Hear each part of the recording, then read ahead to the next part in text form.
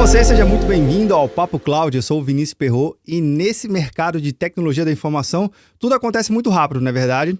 Pois é, mas existe uma empresa aqui que tem um certo lema, eu não diria nem dilema, mas um lema bastante curioso que vai fazer chamar a sua atenção.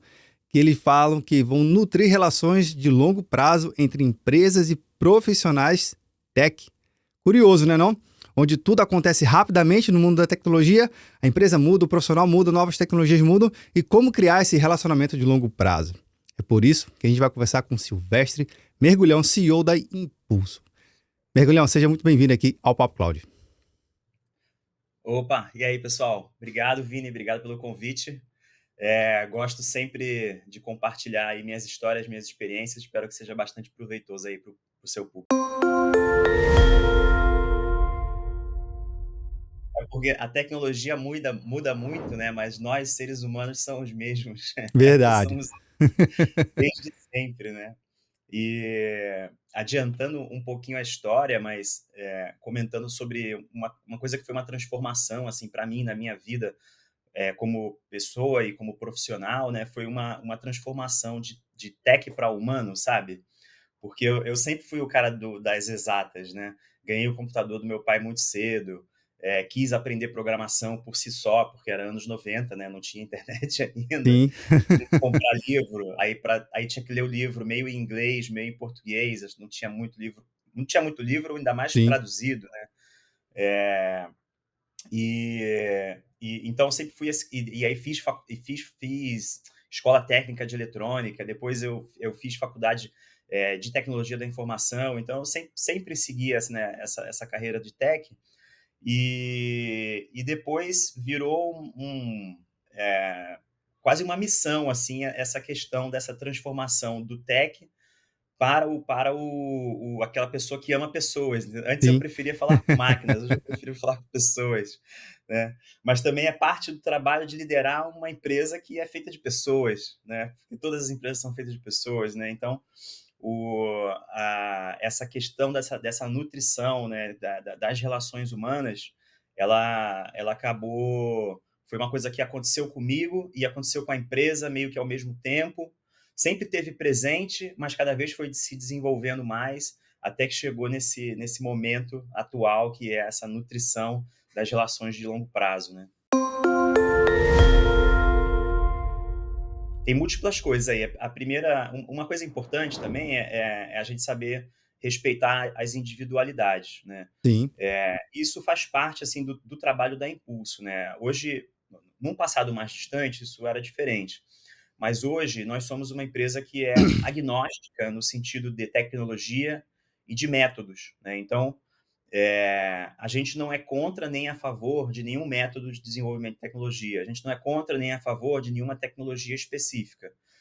O que a gente acredita é que a gente tem que colocar as pessoas com os interesses certos dentro dos contextos corretos. E esse é um dos primeiros passos para que você gere uma relação de longo prazo, né? Então, por exemplo, tem muita gente que não gosta de trabalhar no mercado financeiro, porque acha que o mercado financeiro é muito competitivo, as pessoas estão ali meio que talvez brigando umas com as outras e passam uma por cima das outras e tudo mais. É, eu não vou dizer que isso é bom ou ruim, Sim. mas tem gente que se dá muito bem trabalhando nesse tipo de ambiente e tem gente que se dá muito mal trabalhando nesse tipo de ambiente. Então, o que importa é, vamos colocar para trabalhar nesse tipo de ambiente quem acha muito legal trabalhar nesse tipo de ambiente. Porque tem gente que acha muito legal e não importa se eu, mergulhão, gosto ou não gosto, para mim não faz diferença. Importa que a gente tem que colocar a pessoa certa no lugar certo. E aí, para isso, a gente precisa ter um trabalho, né, humanizado de seleção, de recrutamento, de conversa, né, com as pessoas, para conseguir identificar, mesmo que seja em entrelinhas, porque muitas vezes é nas entrelinhas que a gente descobre muita coisa, né, identificar essas sutilezas. Você vai falar, pô, essa pessoa aqui pode dar certo nesse tipo de projeto. Mesmo sendo um projeto que talvez a maior parte das pessoas não vai achar legal, né? Tem profissionais que gostam de trabalhar em projeto legado, por exemplo. Inclusive, no meu caso pessoal, eu sou um desses caras. Eu gosto de pegar um projeto velho, né?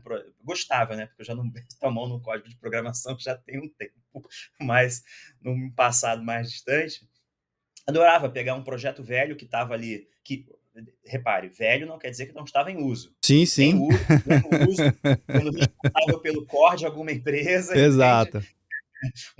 Milhares de usuários ali, parte do sistema central da empresa rodando nele, mas era um negócio velho. Só que aí, por ser velho, tinha sido, já estava ultrapassado, era lento, tinha questões de usabilidade. Eu adorava pegar aquilo ali e transformar no suprassumo. E em 2 anos de transformação, o pessoal falar assim: caraca, agora esse negócio tá bom pra caraca, não troca não. Não mexe mais. Não mexe mais, deixa assim que agora funciona. Então eu sou uma pessoa que gostava muito de fazer esse tipo de coisa quando eu trabalhava, né, com essa parte de programação. Enquanto tem gente que, assim, não quer trabalhar com isso, quer pegar um projeto novo, do zero, e começar um projeto, em vez de continuar um projeto. Então, assim, são perfis, são modos de se fazer que não tem o certo, não tem necessariamente o errado, né? São questões de opção. E essas questões de opção, elas também podem variar de acordo com o tempo de vida da pessoa, né? Então, eu falei de coisas mais técnicas aqui, mas coisas que não são técnicas, como, por exemplo, estabilidade financeira. Eventualmente, você pode ser jovem e não precisar de estabilidade financeira. Você, eventualmente, ainda mora com os pais, eventualmente, enfim, mora numa cidade do interior, onde você não precisa ter tanto dinheiro assim para sobreviver. Você consegue guardar uma parte considerável do seu salário. Isso é a realidade hoje de muita gente que Verdade. consegue morar no interior e trabalhar remotamente, né? Mas você também pode ser uma pessoa jovem que casou muito cedo e tem uma série de responsabilidades porque engravidou junto com a esposa e teve trigêmeos, Ixi, o né? gás é outro, né? Então o fato de ser jovem também não diz sobre você, porque você Exatamente. pode ter um contexto ou outro. Então, não dá para pré-julgar sem você efetivamente conhecer. E esses contextos vão mudando. Você pode não ter filhos, depois você passa a ter filhos. Você pode não ter um pai e uma mãe que está adoecido, e depois você passa a ter um pai e uma mãe que está adoecido, e você vai precisar de recurso financeiro para ajudar o seu pai ou a sua mãe, ou outro familiar que seja. Enfim, então esses contextos vão mudando, e o que importa é a gente, primeiro, conhecer o contexto inicial, né, conseguir fazer o que a gente chama de fit perfeito, né, nesse momento inicial, e depois fazer o acompanhamento desse trabalho ao longo do tempo, porque o tempo vai passando e as coisas vão mudando, né, as ideias vão mudando, as opiniões vão mudando, os desejos vão mudando e as realidades vão mudando, e esse acompanhamento precisa ser feito. Aí, se você olha na maioria das empresas, esse seria o grande trabalho, né, do RH, né? Só que o RH, na maior parte das empresas, está tão atochado de coisas burocráticas para resolver e tudo mais, que esse tato com as pessoas ele passa desapercebido. Ou é feito de forma não tão humanizada quanto deveria, e o profissional não se sente valorizado. Verdade. Então, todo o trabalho da Impulso está exatamente nesses detalhes. E se você for dar uma olhada na internet sobre os feedbacks que as pessoas dão nos sites de recomendação de vaga, né, sobre o trabalho da Impulso, você vai ver a palavra humanizada repetida várias vezes. Pô, que legal, cara. E isso não foi a gente que escreveu, são feedbacks reais de pessoas que passaram pelos nossos processos, eventualmente não entraram nos nossos processos seletivos, mas mesmo assim escreveram lá: o processo seletivo mais humanizado que eu já participei. Né? Então, a Impulso hoje, apesar de ser uma HR Tech, né, ela porque ela é toda baseada em tecnologia, tudo que a gente faz é baked por tecnologia atrás, né?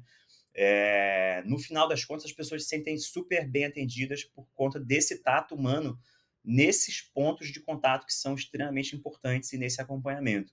E aí todos os serviços da Impulso, eles acabam rondando, né, esse negócio do recrutamento, da seleção, de você criar o employer branding, que pô, você ter no seu site lá, ou no site de vagas, né, que você divulgou eventualmente uma oportunidade, um feedback de uma pessoa que não foi aceita no processo, e mesmo assim ele te deu ali 5 estrelas pelo processo que ele passou, isso é employer branding também. Né? Isso é você construir uma marca empregadora, que esse cara vai indicar para o amigo dele: não, eu não passei, mas pô, você tem chance de passar, amigo, entra lá que essa empresa é massa para você ir. Né? Cara, isso é muito massa. Esse acompanhamento contínuo que aí, no final das contas, gera as relações de longo prazo, né? Depende da maturidade da empresa, né? Legal. Depende um pouco da maturidade da empresa, da maturidade do setor. Tem muitos setores de RH hoje extremamente profissionais na contratação tech. Lembrando que a gente trabalha com todo tipo de empresa, né? Então, tem, por exemplo, empresa de varejo, né? Por exemplo, tem algumas que são nossos clientes. O RH está acostumado a contratar vendedor, vendedor de loja, né? Em sua maioria. Né? E aí você bota o mesmo RH para contratar vendedor de loja e contratar tech. Algumas empresas já fizeram especializações dentro da área de RH específica para tech. Né? E aí isso facilita um pouco o trabalho. Então, alguns outros clientes nossos não, são tech raiz mesmo, que são empresas com fundação de tecnologia, e aí esse RH normalmente já é mais especializado em tech. Sim. Então, isso varia um pouco, né? E o que importa para a gente é que, independente dessa área, né, de atuação da empresa, independente do segmento, que o RH perceba esse valor, né, e compre essa briga de longo prazo, o que nem sempre Uhum. acontece. Empresas, por exemplo, de capital aberto, elas têm informações a divulgar para o mercado, precisa dar resultado, senão Sim. a ação cai. Então, existe uns incentivos meio perversos ali para que você entregue resultado de curto prazo, né? Enquanto quando você tem empresa, vou botar entre aspas aqui, empresa de dono, eventualmente essa pessoa já tem mais uma visão de longo prazo, porque percebe que assim, eu não preciso dar resultado necessariamente mês que vem. Não preciso dar resultado gigantesco, né? Enfim, não preciso que essa empresa Vai tenha um valer 3 valuation de dígitos da milhões. noite pro dia, né? Eu estou construindo uma empresa para ficar com ela durante 10 anos, para ficar durante 15 anos. Então, eu quero ter as minhas fundações bem atendidas. E aí é uma visão diferente. Então, varia muito porque o mercado é bastante diverso. Né? Em termos de segmento, não existe padronização, não tem um segmento específico. A Legal. gente atende praticamente, e temos clientes ativos em praticamente todos os segmentos. Né? Então, como eu falei, a gente tem varejo, a gente tem bancos, né? O mercado financeiro em geral, não só bancos, né? Tem crédito também, empresas de crédito, empresas de educação, tem várias empresas de educação que a gente atende, empresas de infraestrutura, enfim, então realmente assim é bastante amplo. Serviços também, tem vários clientes nossos são apenas de serviços. Enfim, então tem um range bastante amplo aí que a gente consegue atender. Afinal, nós somos agnósticos de tecnologia, desde que a tecnologia se adapte ao segmento da empresa, para a gente tá funcionando. Né? E aí, em relação ao tamanho, né, das empresas, não tem muita relação com o porte da empresa, tá? Mas tem relação com o porte da equipe de tecnologia da empresa. Né? Então, o que acontece? Uma empresa pequena, com uma área de tecnologia pequena, tá? Que tem uma área de tecnologia, tem 5 pessoas, por exemplo, bem pequena, né? E aí ela escolhe assim, vou terceirizar aqui uma vaga para impulso. E aí vamos supor que, por acaso, eu erre nesse recrutamento, tá? E não funcione. Porque errar, às vezes, a gente Sim, erra, tá? Então, sim, só para ok. Faz deixar parte do claro processo. o processo, né? Eh, ele queria uma pessoa, eu entreguei uma pessoa, essa pessoa representa 20% da capacidade de produção dele, ou 25% da capacidade de produção dele, né? E aí essa pessoa sai. O impacto desse profissional que saiu na produção daquela empresa é muito representativo. Né? Então, em passo que, se eu tenho uma empresa, né, que tem 100 profissionais de tecnologia, tá? E aí, por ter 100 profissionais de tecnologia, essa empresa já tem um CTO, já tem um segundo escalão que é responsável por gerenciar os projetos, que, por sua vez, gerencia várias equipes, né? Ou seja, não é mais um projeto só que 5 pessoas fazem, a gente está falando de 6, 7 projetos, cada um com suas lideranças, né? A gente está falando de uma estrutura hierárquica um pouquinho maior, né? Se eu boto 1 a 2 pessoas em projetos diversos ali, e eu boto 10 15 pessoas para trabalhar em alguns desses projetos, e eu erro uma pessoa, o impacto disso no todo é muito pequeno. Né? Então, como empresa, a gente teve que escolher as brigas que a gente quer comprar e que a gente não quer comprar. Isso é um aprendizado de empresariado, né, de empreendedorismo, né, e a gente teve que, em algum momento, definir o nosso ICP, né, e aí a gente só trabalha com empresas que têm equipes de tecnologia acima de 100 pessoas. Né? Então, não importa o porte total da empresa, importa o tamanho da área de tecnologia.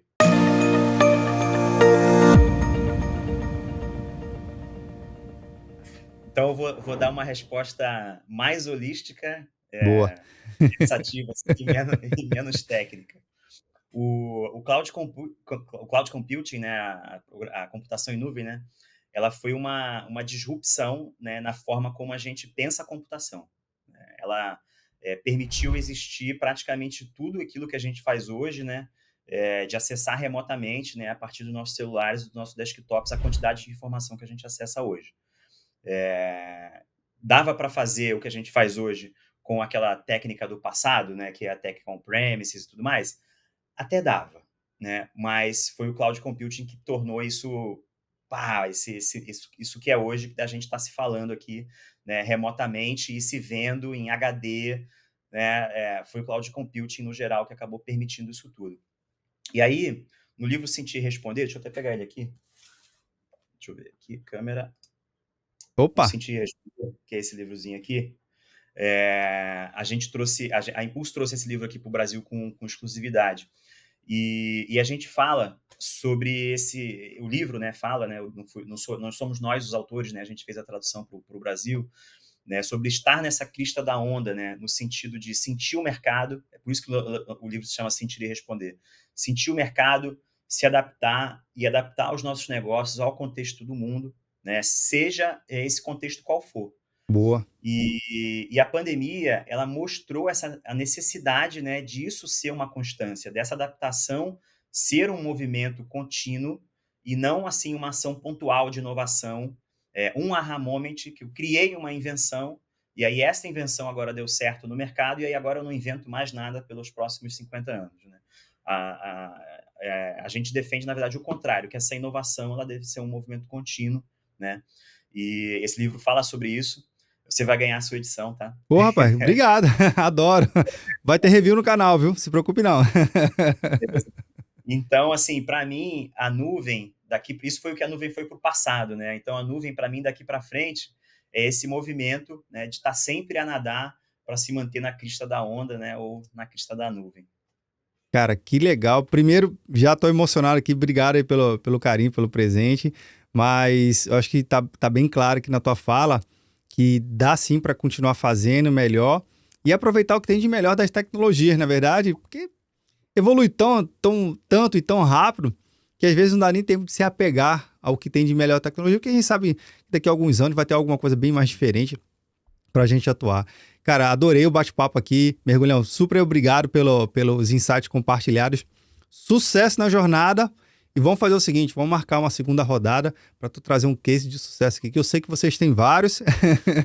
Seleciona um pra gente aqui que possa falar e a gente marca um próximo bate-papo. Fechou assim?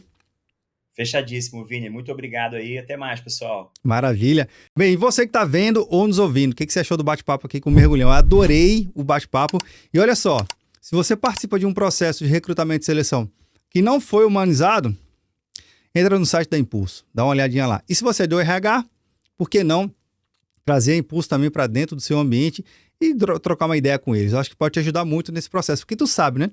Contratar profissional de tecnologia da informação é um bicho diferente. Sabemos disso, vivemos isso e reconhecemos isso, que é um desafio. E esse bate-papo não termina por aqui. A gente continua discutindo lá no nosso grupo do Papo Cloud Makers, link na descrição. Se você chegou aqui, um comentário sempre vai bem. Obrigado pela sua participação e audiência. E aí, tá na nuvem?